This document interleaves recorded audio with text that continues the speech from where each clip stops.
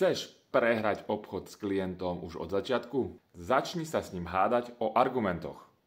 On ťa nebude počúvať a ty nebudeš mať obchod.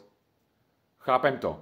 Občas sa stane, že sa s klientom dostaneš do bodu, kde jednoducho nesúhlasíte. A vtedy väčšina obchodníkov robí chybu a tlačia svoje argumenty ďalej. Lenže tým spustia obranný režim, klient hľadá len rozdiely a rozhovor sa končí. Existuje lepšie riešenie? Jasné. Výzva k akcii. Je to príkaz pre mozog, aby sa zameral na riešenie.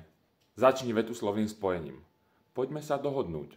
Alebo poďme nájsť kompromis, ktorý vám bude vyhovovať.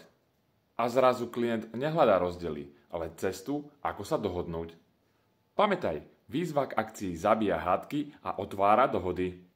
Používaš vo svojich rozhovoroch výzvu k akcii?